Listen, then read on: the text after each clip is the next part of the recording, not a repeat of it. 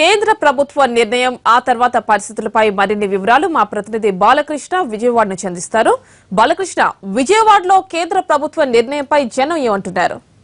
ఏళ్లకుంది దేశం మొత్తంగా. ప్రస్తుతం మనం విజయవాడ రైల్వే స్టేషన్ లో ఉన్నాం. ఎప్పుడు కొన్ని లక్షల మందితో ఇక్కడ కలకల్లాడే ఈ రైల్వే స్టేషన్ అయితే ఈ రోజు బోసిపోతుంది. పూర్తిగా నల్లధనాన్ని నిర్మూలిద్దామని చెప్పి మోడీ ఏదైతే అనుకున్నారో దాని ప్రకారం 500, 1000 రూపాయల నోట్లను ఒక్కసారిగా బంద్ చేద్దామని చెప్పి నిర్ణయం తీసుకున్నారు. దీంతో అర్ధరాత్రి నుంచి కూడా ఈ 500, 1000 రూపాయల నోట్లను అయితే పూర్తిగా ముద్రను ఆపేశారు. మరియు ఈ 2 రోజులు కూడా పూర్తిగా ఏటీఎంలు కూడా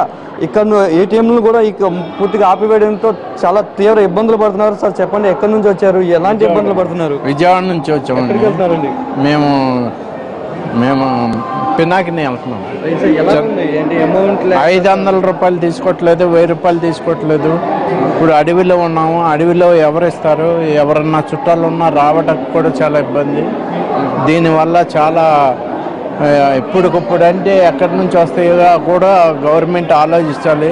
1, 2 చేసేది తప్పు.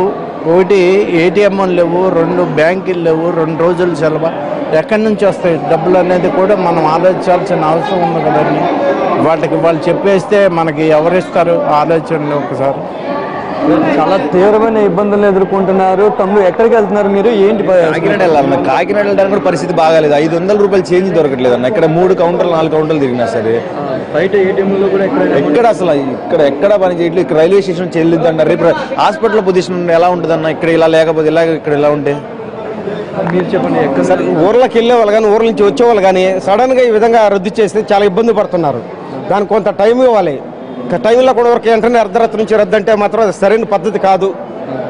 అదే కనీసం తినలేని పరిస్థితులు. అంతే మరి పరిస్థితులు. కనీసం ఎక్కడికి చిల్లరలే 1000, 500 రద్దు చేసిన అనకుండా చిల్లరైతే ఉండలేదు అని అంటున్నారు తప్ప ఎవరు కూడా చిల్లర ఇవ్వని అంటున్నారు. ఇక్కడ చిల్లర కూడా కనీసం దొరకట్లేదు, తినడానికి తిండి కూడా దొరకట్లేదు అని చెప్తున్నారు. మరోవైపు మనం చూద్దాం, మన చేతిలో కొన్ని టికెట్స్ ఉన్నాయి. ఈ టికెట్ విజయవాడ నుంచి వరంగల్ తీసుకున్నారు, 90 రూపాయలు. కానీ ఇది కనీసం ఎవరు వెళ్ళలేని పరిస్థితి ఉంది. ఎందుకంటే వీళ్ళు కేవలం చిల్లర కోసమే రైల్వే స్టేషన్కి వచ్చి 500 రూపాయలు ఇచ్చి మరి 100 రూపాయలు వెనక్కి రైల్వే వాళ్ళకి సమర్పించి మరి ఈ 90 రూపాయల టికెట్ని ఇక్కడే పడేసి వెళ్తున్నారు. మరొకసారి చెప్దాం, ఎలాంటి ఇబ్బందులు పడుతున్నారు ఈ రైల్వే స్టేషన్ టికెట్ అంటే డబ్బులు దొరక్క. ఇప్పుడు 500 నోట్స్ ఎక్కడా చల్లట్లేదు. మాకేమో మేము ఈ 2 డేస్ ఏటీఎంస్ కూడా పనిచేయట్లేదు. మేమేంటంటే మెడికల్ ట్రిప్స్ ఏటీఎం ద్వారానే డ్రా చేసుకుని ఏ రోజుకి ఆ రోజు బండిలో పెట్రోల్ బంకులకి వెళ్తుంటే 100 రూపీస్ కొట్టమంటే 500 ఇస్తుంటే వాళ్ళు చేంజ్ తండి అంటున్నారు. అదే ఇక్కడ చాలా మంది అయితే చాలా ఇబ్బందులు పడుతున్నారు. సార్ మీరు చెప్పండి, ఎలాంటి ఇబ్బందులు పడుతున్నారు? 500 కూడా దొరకట్లేదు. బయట బ్లాక్ మార్కెట్ కూడా వెళ్తుంది అంటున్నారు.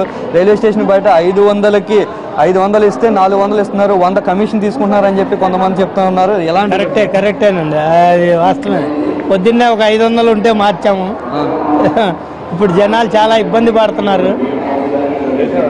చాలా ఇదిగా ఉంది పరిస్థితి. 500 నోట్ ఇస్తే 50 రూపాయలు కట్ చేసుకొని 450 ఇస్తున్నారు. కొందరు 400 ఇస్తున్నారు. పెద్దవాళ్ళు ఎలాంటి ఇబ్బంది పడుతున్నారు? బ్లాక్ మనీ బయటకు వస్తుంది, చాలా బాగుంది.